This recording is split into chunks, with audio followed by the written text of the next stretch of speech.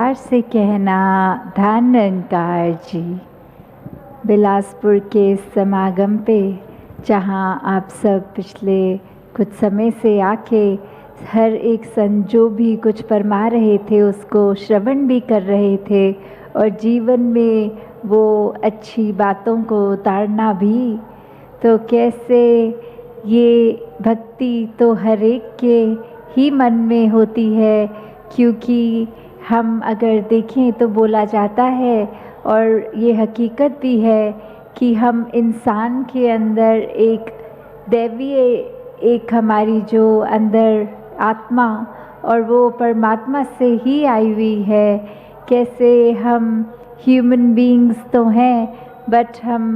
Divine हैं, कि कैसे हम संसार में एक शरीर तो इंसान का लाए हैं पर हमारी यात्रा दैवीय होती है। ये परमात्मा जो अंग संग है, इसको जानकर जब कोई भी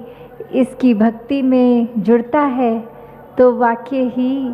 एक प्रेमा भक्ति का रूप वो भक्ति ले लेती है। क्योंकि जब तक किसी को जानते नहीं हैं उस चीज़ से प्यार होना संभव नहीं, और एक बार जान जाते हैं और प्यार हो जाता है फिर सब कुछ बाकी अनकंडीशनल हो जाता है। तो कैसे भक्ति में कोई सौदा, कोई ये इस रूप में शर्तें नहीं होती हैं। ये भक्ति तो बस दिल से इस परमात्मा में लीन रहने के लिए, अपने आप को हर स्थिति में आनंद की अवस्था में एहसास करने के लिए। कैसे हर कोई जहाँ जीवन में इच्छुक भी होता है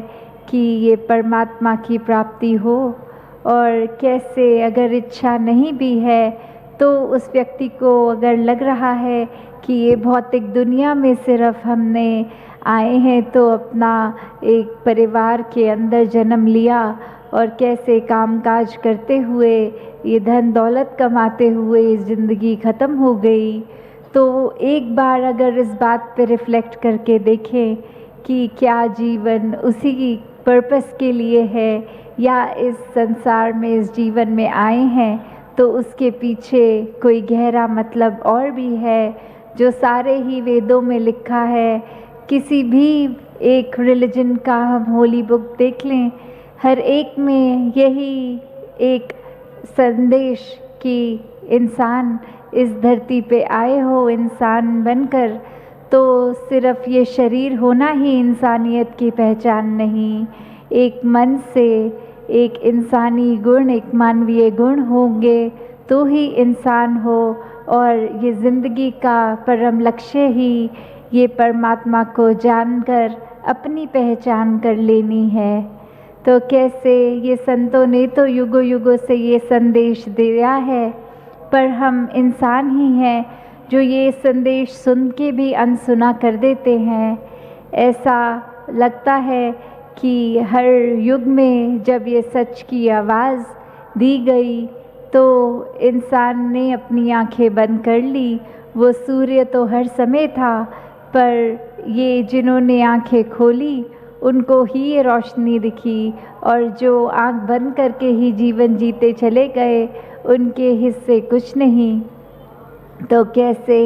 इंसान तो अगर ये भी सोचता है कि सब ये बात एक डरावे के लिए है,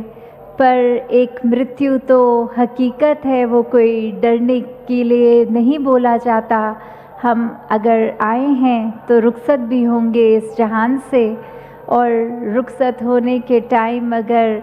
एक वो भटकना, एक ये जो सैल्वेशन मुक्ति की बात हर ग्रंथ में है कि वो फिर जीते जी ही रास्ता, ये परमात्मा के दर्शन अगर होते हैं तो ये मुक्ति होनी संभव है, वरना फिर ये योनियों में ही इंसान भटकता रह जाता है। तो आँखें अगर हम खोल लें तो ही वो चेतनता हमारे अंदर जो सबके अंदर है, तो इंसान अपना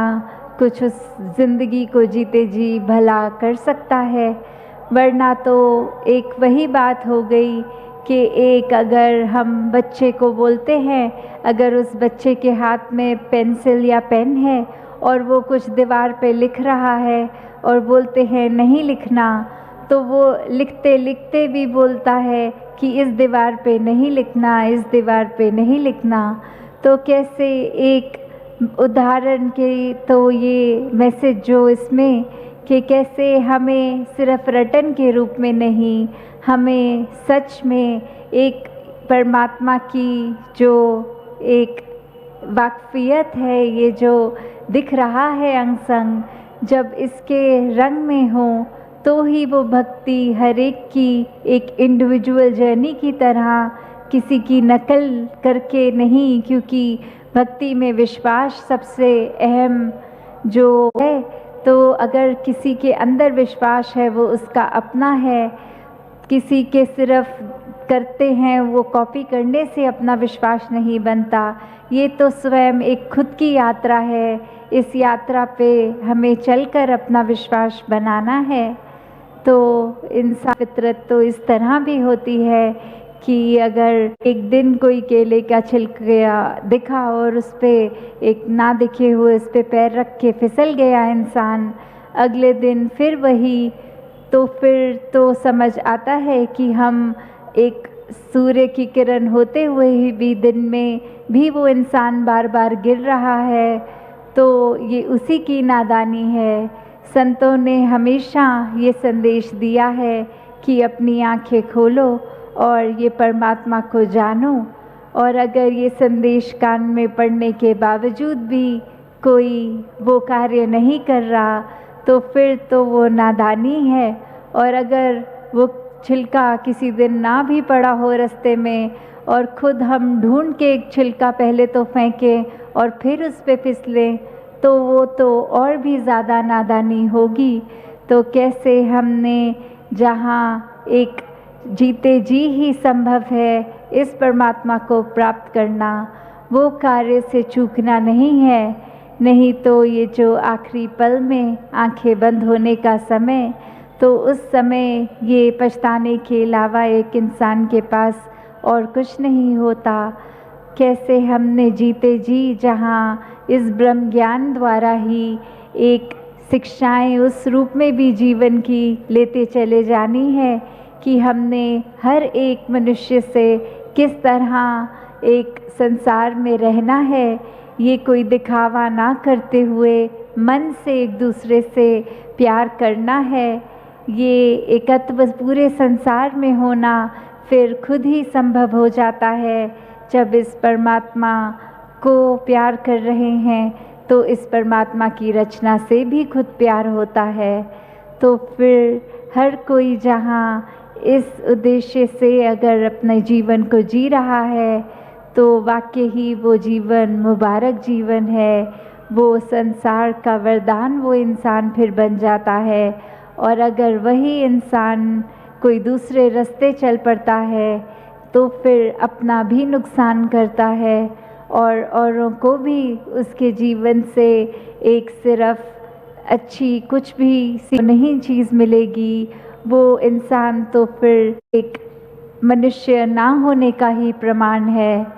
तो ये चॉइस, ये चुनाव हमारा कि जीते जी हम कैसा जीवन जीना चाहते हैं, जीते जी हम उस रास्ते जा रहे हैं जो अंत में रास्ता हमारे काम का है या नहीं। तो इस दातार, इस परमात्मा, इस निराकार से यही एक प्रार्थना कि हर एक के जीवन में जहाँ ये रोशनी आए, ये रास्ता आए कि हमें हर समय परमात्मा के, चाहे सो रहे हों, जाग रहे हों, कोई भी अन्य काम कर रहे हों, तो वो एहसास हमेशा बना रहे